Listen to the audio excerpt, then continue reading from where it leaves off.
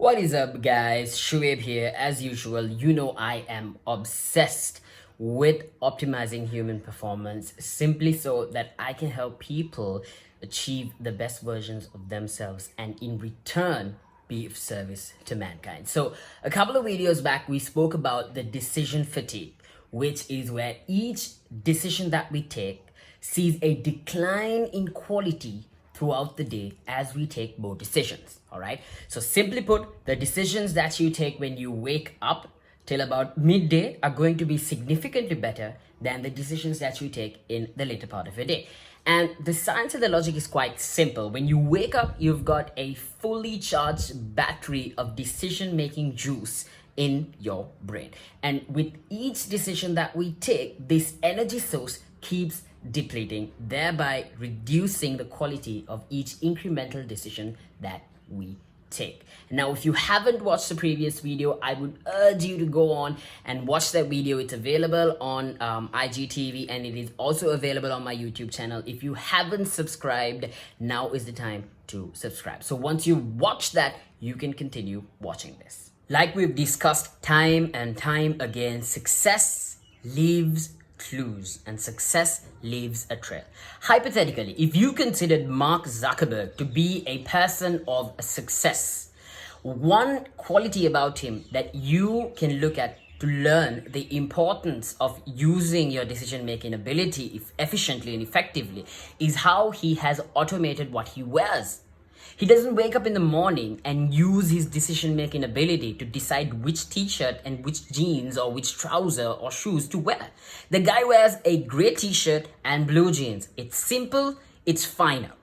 All right. And as a result, he is freeing up that decision-making energy, juice, ability, whatever it is, to be used for something that he considers to be more important. Now, point number one is if you are to function at that level, you have to have clarity on what is important to you. That is point number one. Because if Mark Zuckerberg didn't consider Facebook to be a priority or consider it to be something of utmost importance to him, he wouldn't have saved that energy for his work at Facebook. He would have invested it in deciding what to wear or what to have for breakfast. But he has automated all those tasks because he sees it as a little value adding to his vision or his purpose in life. So the most important thing or the starting point is understanding what is important to you and then saving the peak hours of your decision-making ability to be invested in those. The most challenging, the most demanding, demanding in terms of critical thinking, analytical thinking, and the things that will have the most impact in your life in terms of what you consider valuable. So point number one is have clarity on what you consider important to you.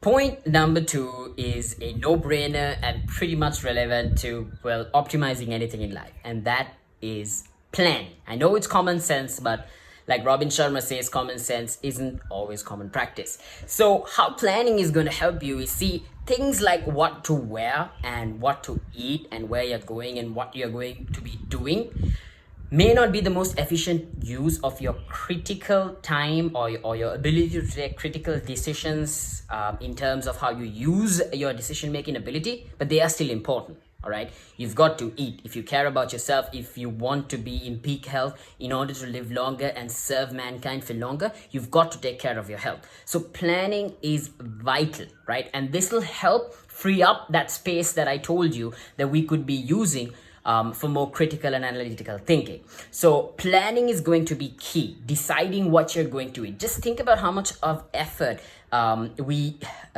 expend or how much of our decision-making ability we spend on a day that we go to work without knowing what we're going to eat from where. And in today's day and age, we end up going on something like Uber Eats or Pick Me Foods and just browsing and browsing and browsing, and the existing state of the world doesn't make it easy because you've got so many options, so many offers. You want to eat healthy, but you want it to be yummy. You've got a budget, so many things to consider. But if you plan these things the night before, you can free up that time for better utilization, right? So planning is number two, and planning is a key, all right? Because that will help you set yourself up for success the next day. And the third tip that I'd like to leave you guys with is avoid multitasking. It has been scientifically proven time and time again by neurospecialists that every time a person switches their focus and their attention from one task to another, there is a massive loss of energy, right? Because though we think it's just, some of us think that we're multitasking and we're getting more done. But how much of that work that's getting done is a quality? Like they say, people are busy being busy. And you don't want to be at the end of a busy life and look back and think that you didn't achieve anything of significance. So eliminate distractions. Eliminate distractions. I'll give you one example. I was actually considering giving this smart watch away or putting it down and moving to an analog watch simply because every time it buzzed, every time I got a notification, I knew that it's taking away my focus, it's taking away my attention, it's shifting my attention. And like I said, every time I shift my attention from one thing to another, my brain tires out. All right.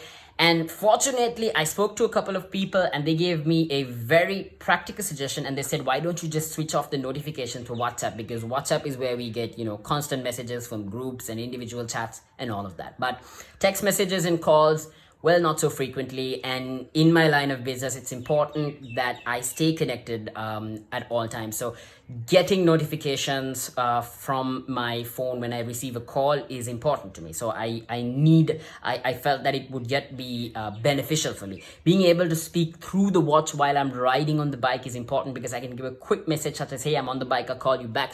And that's quite useful as well. So giving it away wasn't the solution, but learning how to use it was important. All right.